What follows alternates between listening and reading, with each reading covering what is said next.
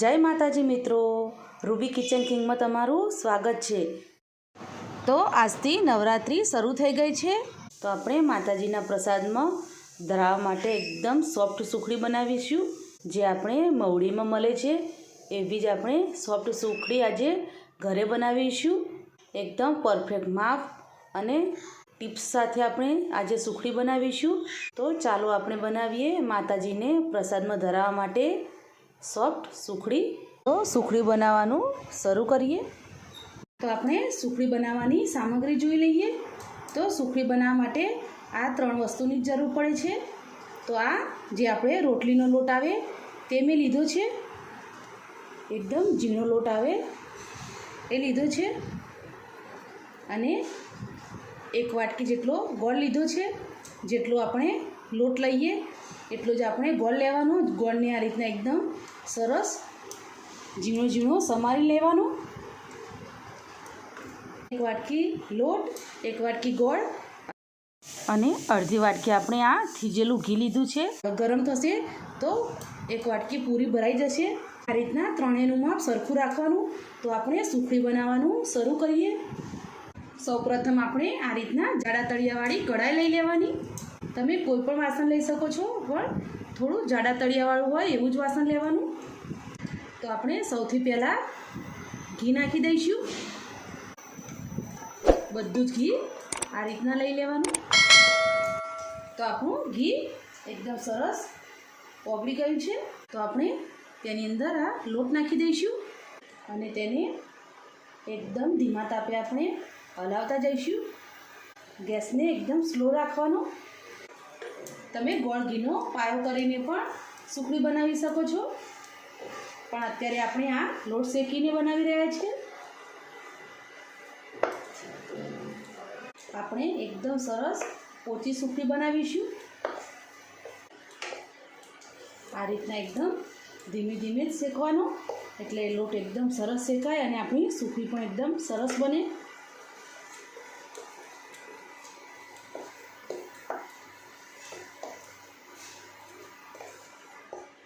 જેમ જેમ લોટ શેકાશે એટલે તેનો કલર પણ ચેન્જ થશે અને લોટ અત્યારે આ રીતના છે, પછી ઘી થોડું છૂટું પડશે અને લોટ થોડો રફી થઈ જશે।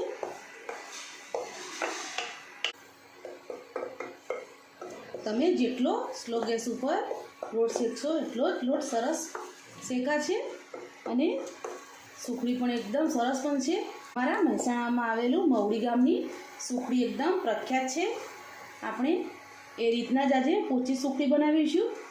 તો આ રીતના લોટ શેકીને તમે બાજરીના લોટની પણ સુખડી બનાવી શકો છો। અગાઉ મેં એ વિડીયો મૂકેલો જ છે। ધીમે ધીમે આપણો લોટ થોડો હળવો પડવા માંડ્યો છે। લોટને કન્ટિન્યુ હલાવતા રહેવાનું। એકદમ સરસ સુગંધ આવી રહી છે લોટ શેકાવાની। સુખડી તમે વારે તહેવારે કે કોઈ પણ પ્રસંગે બનાવી શકો છો। ખાસ કરીને સુખડી પ્રસાદમાં ધરાવવામાં આવે છે। આજે આપણે પહેલું નોરતું છે, તો આપણે માતાજીને સુખડીનો પ્રસાદ ધરાવીશું। તમે ફૂલ ગેસ કરીને શેકશો તો આ સુખડી તમારી 5 થી 6 મિનિટમાં બનીને તૈયાર થઈ જશે, પણ તમે એકદમ સ્લો ગેસ ઉપર શેકશો ધીમા તાપે તો સુખડીને તમારે 10 મિનિટ બનતા વાર લાગશે। જેટલો ધીમા તાપે લોટ શેકાશે એટલી જ સુખડી સારી બનશે। એટલે આ રીતના ધીમે ધીમે જ લોટને શેકાવા દેવાનો। સુખડીની અંદર માપ બહુ જરૂરી હોય છે। તમારે ફક્ત લોટ અને ગોળનું પરફેક્ટ માપ લેવાનું। ઘી તો તમે ઓછું પડે તો ઉપરથી પણ નાખી શકો છો। જો તમે દેશી ગોળ લેતા હોય તો થોડો ઓછો હોય તોય ચાલે, પણ તમે આ રીતના થોડો વ્હાઈટ ગોળ લેતા હોય તો તમારે 1 ચમચી વધારે નાખવાનો। અમારા ઘરમાં થોડું ગળ્યું વધારે ખવાય છે, એટલે હું થોડો ગોળ વધારે નાખું છું। તમારા ઘરમાં ગોળ ઓછો ખવાતો હોય તો તમે થોડો 1-2 ચમચી ઓછો પણ કરી શકો છો। આ સુખડી તમે 2 મહિના માટે સ્ટોર કરીને રાખી શકો છો, અને તમે ગોળ ઘીનો પાયો કરો તો એ તો 3 થી 4 મહિના સુધી સ્ટોર કરી શકો છો। જો દૂધ નાખો તો તે સ્ટોર ના કરી શકાય, કારણ કે એ જલ્દી બગડી જાય છે। તમે જોઈ શકો છો આપણો લોટનો કલર ચેન્જ થવા માંડ્યો છે અને લોટ થોડો હળવો થવા માંડ્યો છે। આપણને લોટ શેકતા 7 થી 8 મિનિટ જેટલો સમય લાગ્યો છે।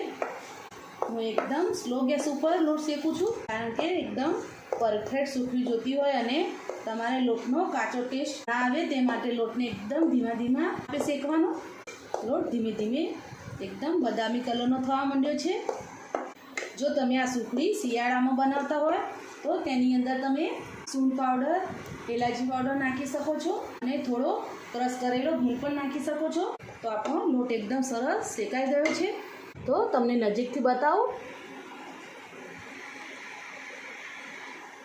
આપણો લોટ એકદમ સરસ તમે જોઈ શકો છો, એકદમ સરસ શેકાઈ ગયો છે, એકદમ ફ્લફી થઈ ગયો છે અને તેનો કલર પણ એકદમ સરસ બદામી કલરનો આવી ગયો છે. આટલો જ લોટને શેકાવા દેવાનો. એ આપણે ઉપરથી ગોળ નાખવાનો છે. થોડીક વાર માટે આને ઠંડુ થવા દઈશું અને પછી આપણે ગોળ નાખીશું. જો તમે અત્યારે જ નાખી દેશો તો તમારો ગોળનો પાયો થઈ જશે, કારણ કે કઢાઈ પણ ગરમ છે અને ઘી અને લોટ પણ ગરમ છે. તો સુખડી એકદમ કડક થઈ જશે, એટલે થોડું ઠંડુ પડે પછી જ નાખવાનું. તો આપણે કઢાઈને નીચે ઉતારી લઈશું. તો આપણે કઢાઈને નીચે ઉતારી લીધી છે અને તેને આ રીતના થોડીક વાર માટે આપણે હલાવીશું, કારણ કે આપણી કઢાઈ ગરમ છે એટલે લોટ નીચે બળી ના જાય. તો હવે આપણે થોડું ઠંડુ થઈ ગયું છે, તેની અંદર આપણે ગોળ નાખી દઈશું. થોડો થોડો કરીને આપણે ગોળ નાખતા જઈશું અને હલાવતા જઈશું. ગોળ એકદમ ઝીણો કાતરવાનો, એટલે તરત જ ઓગળી જાય. તો આપણે થોડો ગોળ નાખીશું અને બરાબર મિક્સ કરી લઈશું.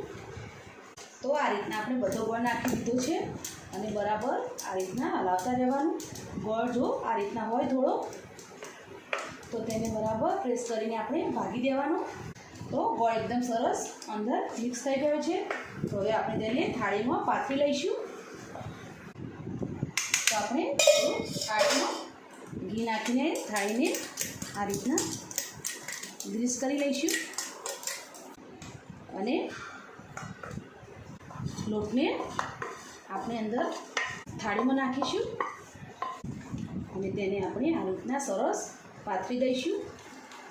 આ રીતના સરસ વાટકીથી દબાવી દેવાનું.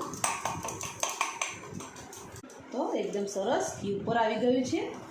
તો આપણે સુખડી એકદમ સરસ પાથરી દીધી છે. તો હવે તેના ગરમ ગરમ હોય ત્યારે જ આપણે કાપા કરી લેવાના, એટલે ઠંડા થાય એટલે સરસ પીસ પડે. તમારે જે સાઈઝના કાપા કરવા હોય તે સાઈઝના તમે કટ કરી શકો છો.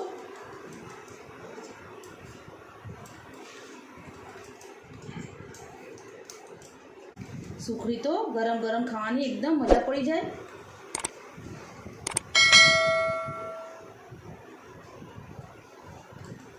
તો આપણે સુખડીમાં કાપા પાડી લીધા છે. તો સુખડીને આપણે 10 થી 15 મિનિટ માટે ઠંડી થવા દઈશું. તો 10 મિનિટ પછી આપણે એકદમ સરસ ઠરી ગઈ છે.